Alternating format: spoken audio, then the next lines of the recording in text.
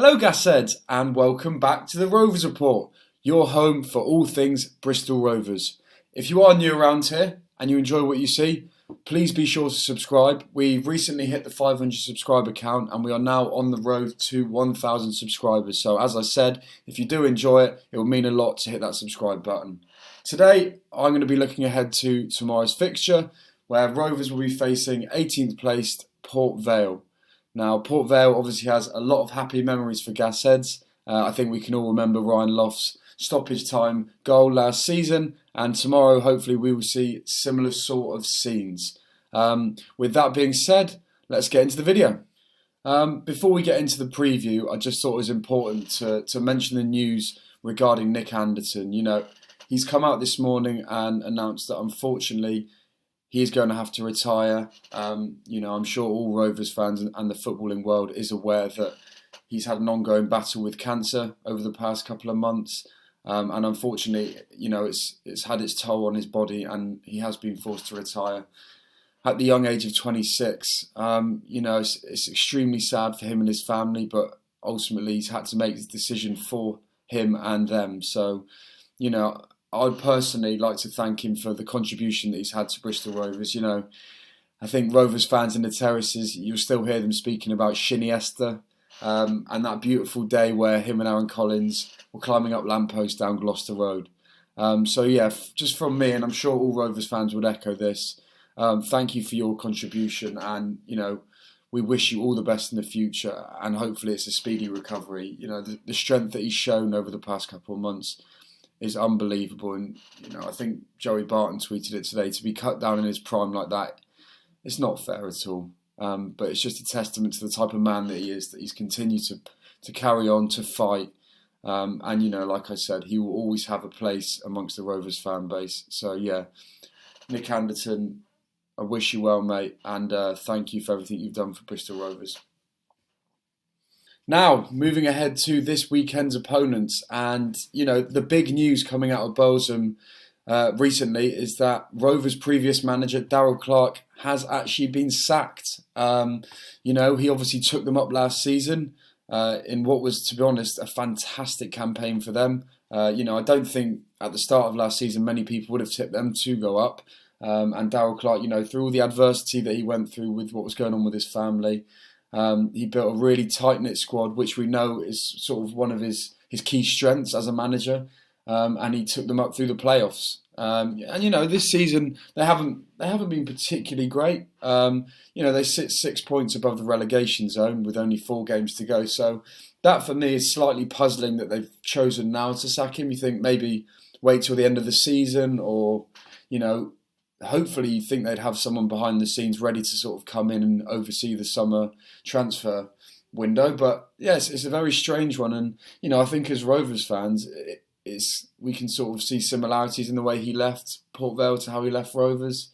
It's odd. It appears that at the start of his tenure there, he had a very good relationship with their owner, but that seems to have soured slightly over the past couple of months. And now David Flitcroft has taken over as interim manager. So, it's interesting that he's been given all the tools. He's signed a lot of his players. I'll touch on it later, but, you've obviously got Matty Taylor and Ellis Harrison coming in there.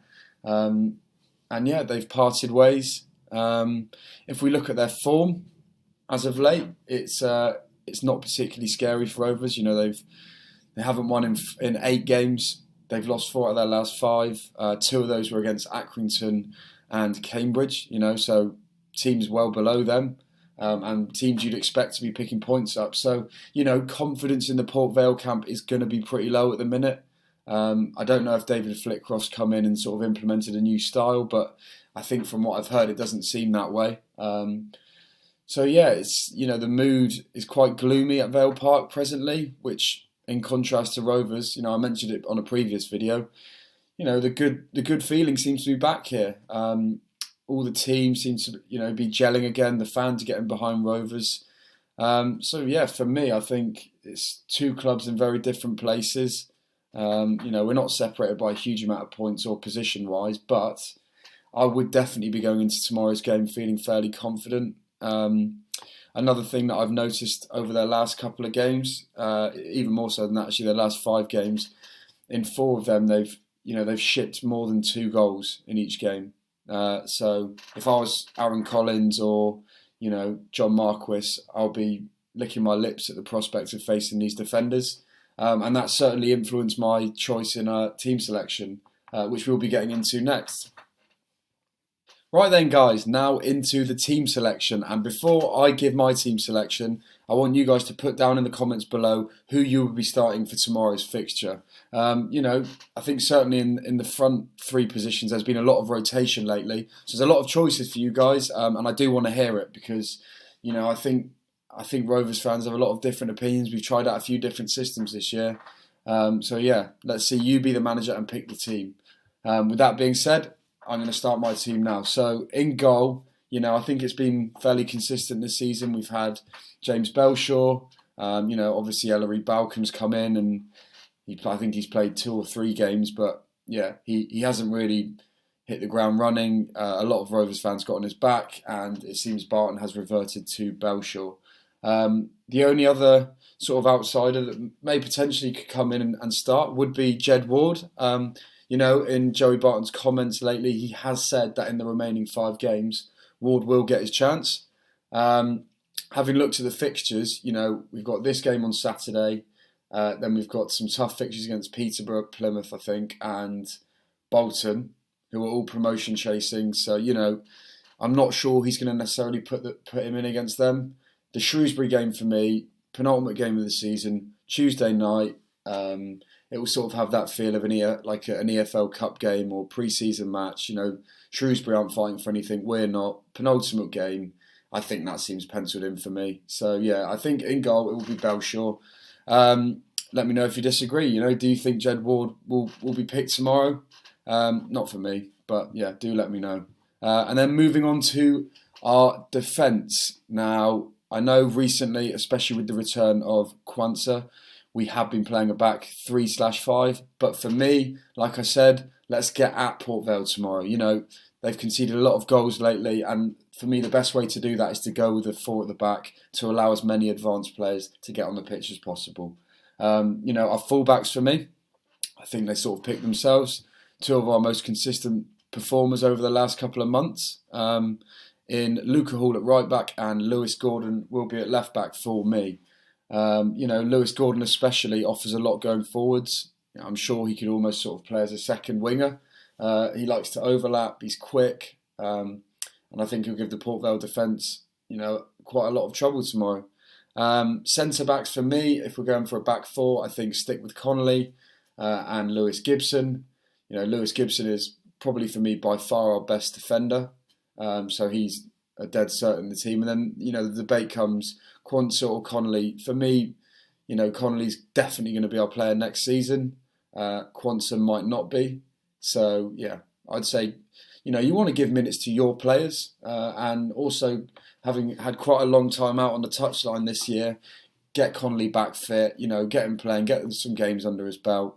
And in fairness to him, he's performed well over the last couple of weeks. So yeah, that would be my back 4. Let me know if you would, go with a back 4, and if you did, are there any changes there you'd make? Moving into the midfield, and I would go for the trusty pairing that Joey Barton seems to have picked over the last couple of weeks, which is Bogard and Grant Ward. So, for me, that's those 2 pick themselves. They seem to have built up a very nice relationship, complement each other very well. Energy, aggression, skill.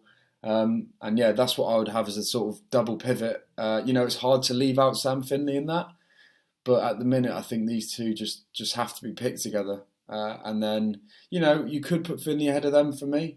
But I want a bit of creativity. And for me, Anthony Evans has been, he's getting back to his best, I think, that we saw last season. I think he struggled quite a lot this season. But he seems to have a bit more confidence now. He got that penalty against Derby. So for me, get him back in the team, get him firing. And, I think his link up with the attackers that I've chosen could lead to a very dangerous front 4. So yeah, speaking of the attackers, I'll be going for Aaron Collins, Scott Sinclair, and John Marquis. That has a lot of the things that I want in my attack are in those three players there. You know, you've got speed, skill, composure on the ball, clinical finishing. You know, we have a lot of options up there. As I said, you've got Ryan Loft, you've got Josh Coburn, but for me, both of those are slightly out of form. And the option to, you know, you can completely change the way we play by bringing those two players off the bench. I quite like that. And I think for me, I want the speed and I want the sort of front football straight from the off. So I think Sinclair and Collins offer that the best. You know, potentially Marquis for Coburn, but I think out of all of our front five players at the minute, Coburn's probably the one who's most out of form. So that's what I would go for in the team. Let me know your team below. And yeah. So yeah, there we have it, guys. That is my team prediction. Like I said, I'm feeling very confident for this one. I think, you know, we're going to go there. I think Barton's got nothing to lose. Go out there, play attacking football, get at them. And I think our players are high on confidence. So for me, I can see us going there and slapping Vale around a little bit, I think. You know, I'm sure that will come back to bite me. But yeah, for me personally, I see us getting a win and I see us getting it quite comfortably tomorrow. Please let me know your predictions below. Do you think I'm being overconfident, or do you guys sort of sense the same, you know, the good vibe around the club at the minute going into the off season? But yeah, that's the preview done, guys. If you've enjoyed it, please leave a like. Let me know any suggestions down below how we can improve these videos. And if you've enjoyed it, subscribe as well. But for now, that'll be me. So I'll catch you later.